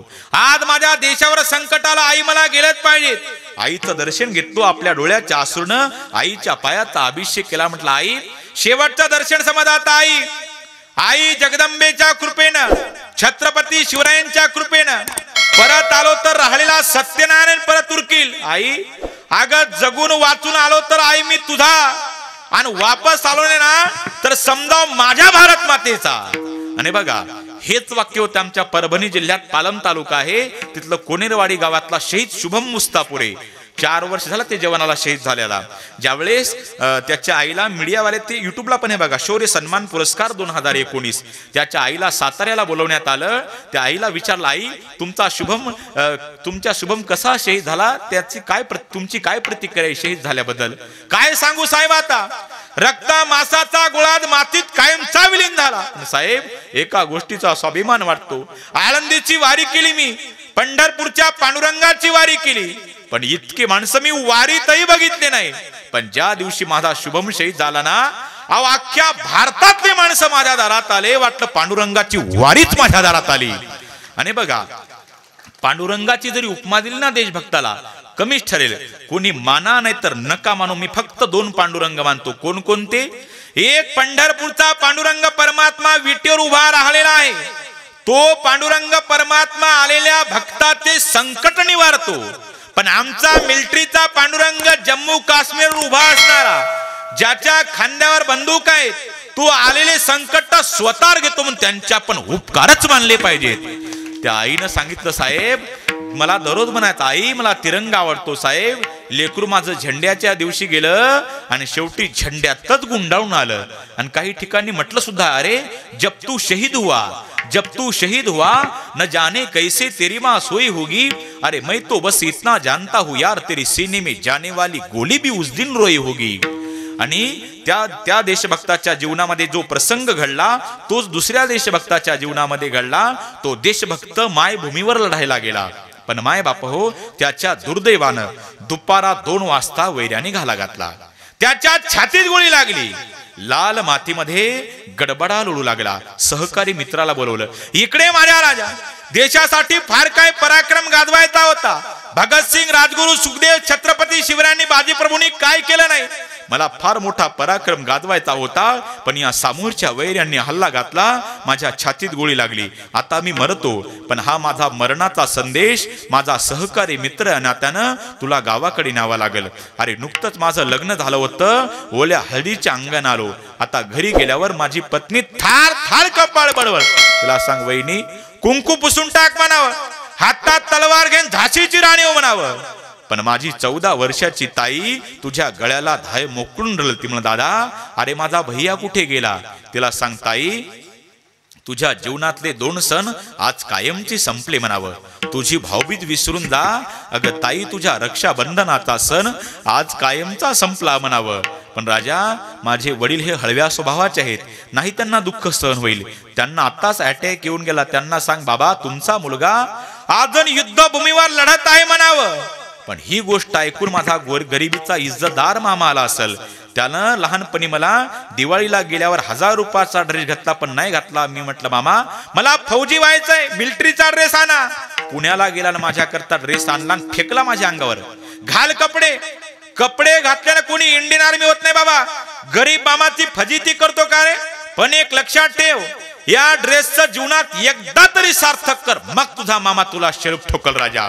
त्याच दिवशी स्वाभिमान जागा झाला, हातात हात दिला मामाचा. म्हणलं मामा भारत मातेची शपथ घेतो, एक दिवस तरी तुमचा भाचा इंडियन आर्मी होऊन दाखवल आणि तुमच्या सारख्या गरीब मामाला एक दिवस तरी शलोक ठोकायला लावल. त्याच्या डोळ्याला धारा लागल्या असतील, हा झाडाचा खांब कवटाळून तो रडत असेल. त्याच्या हातात हा तिरंगा, मिलिटरीचा हातात ड्रेस म्हणाव. मामा बघा काय भाच्यानं कर्तबगारी केली म्हणावं. अख्ख्या भारतातले माणसं तुमच्या दारात आलेत म्हणावं. आणि सगळ्यात महत्वाचं सांगतो, माझी आई माझं घरातलं स्वाभिमानाचं पात्र आहे.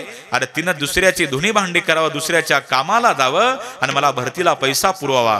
माझ्या आईला रडून तिच्या घशाला कोरड पडली असेल.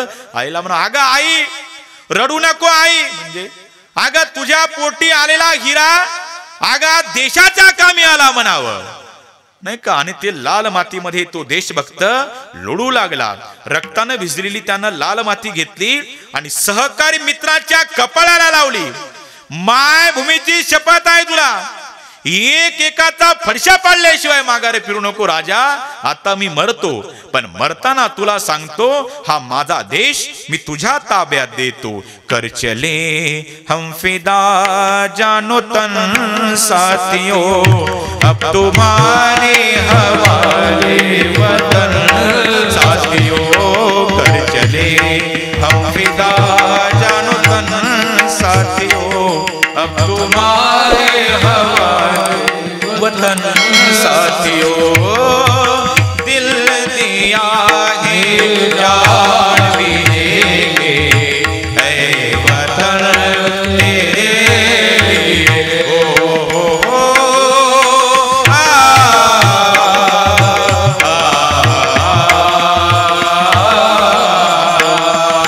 हम जिएंगे और मरेंगे, ऐ वतन तेरे लिए. दिल दिया है जान भी देंगे, ऐ वतन तेरे लिए. ओ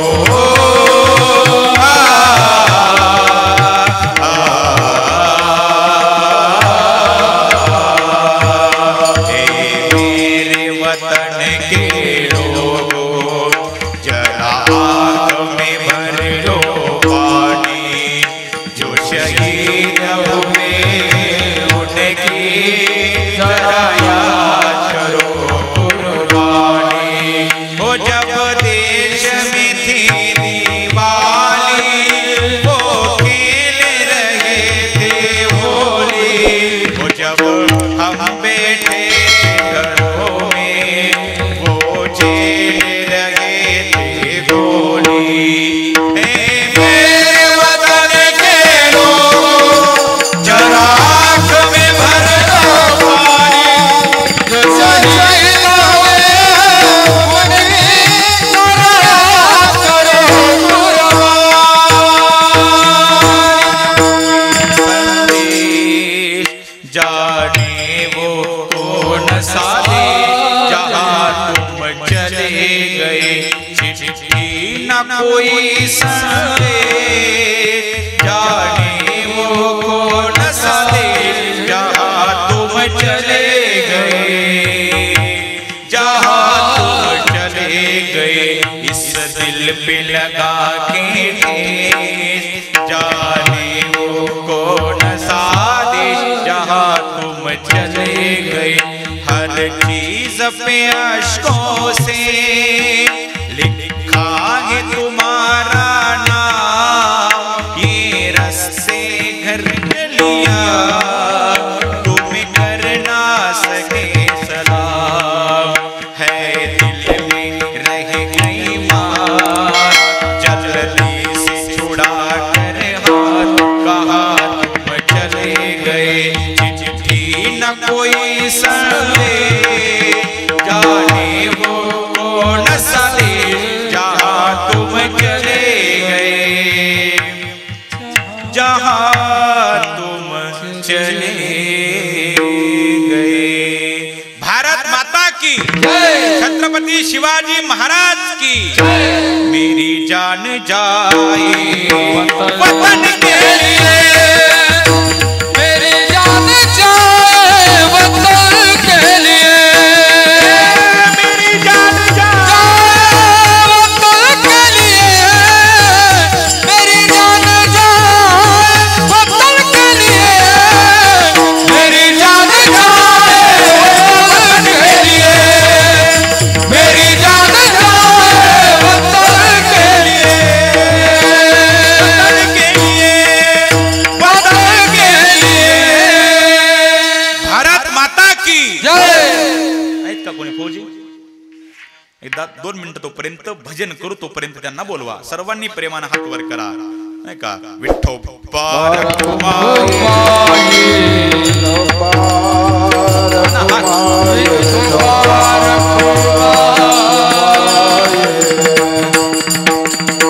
विठो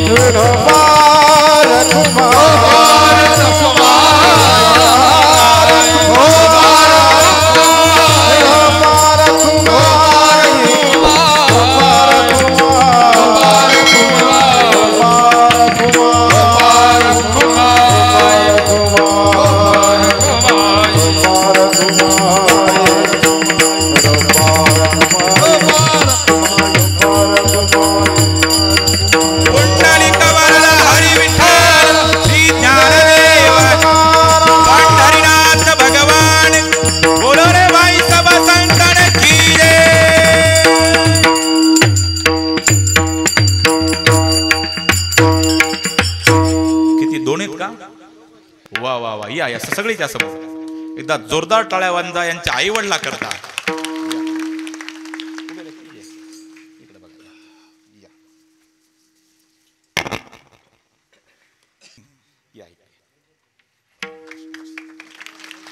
पुढे गेले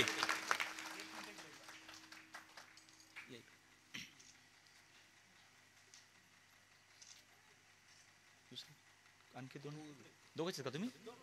बर बर बर जोरदार टाळ्या वाजवा यांच्या करता. बसा बसा बसा.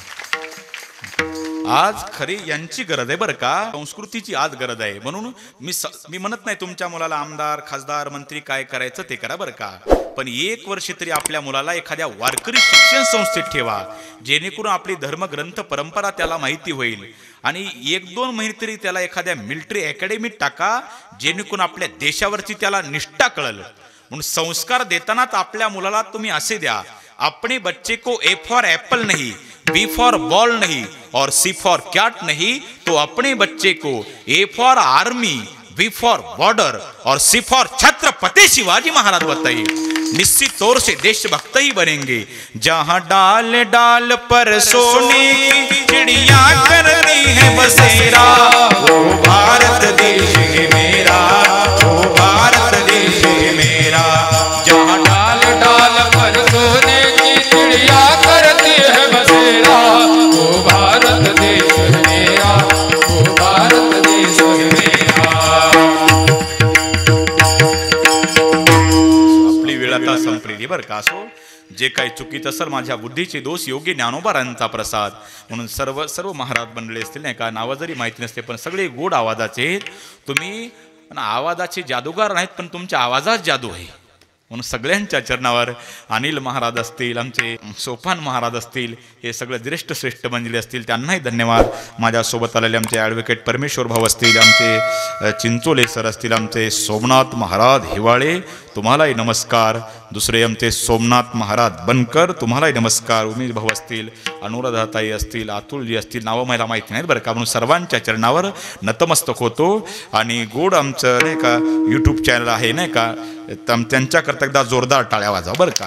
नाही का वारकरी संप्रदाय तर आत्तापर्यंत यूट्यूब आपण बघतो पिक्चरचे गाणे काही, पण यांचं उत्कृष्ट यांनी निवडलं की वारकरी संप्रदाय तळागाळाला नाही का जिकडं तिकडं आपला पोचला पाहिजे, कीर्तन कथा कीर्तन पोचले पाहिजेत. या पवित्र हेतूने यांनी आपलं यूट्यूब चॅनल गजर हरिनामाचा आमचे उद्धव भाऊ कवडे त्यांनाही धन्यवाद देतो. आणि जे घरी झोपले असतील त्यांना माझ्यातर्फे साष्टांग दंडवत सांगा का. झालेली माझी सेवा माझे गुरुवरी वेदांताचार्य अर्जुनजी महाराज लाड गुरुजी, परमपूज्यने शंकरजी महाराज पांचाळ गुरुजी आणि गुरुवरी रामायणाचार्य रामरावजी महाराज ढोक यांच्या चरणी सेवा समर्पित करतो. जितनी मेहरबानियाँ आप लोगों ने मुझ पर की उतनी तो मेरी औकात नहीं है. कृपा है ज्ञानेश्वर महाराज की, वर में मुझ में ऐसी कोई बात नहीं. ज्ञानेश्वर विठ्ठल जय जय विठ्ठल.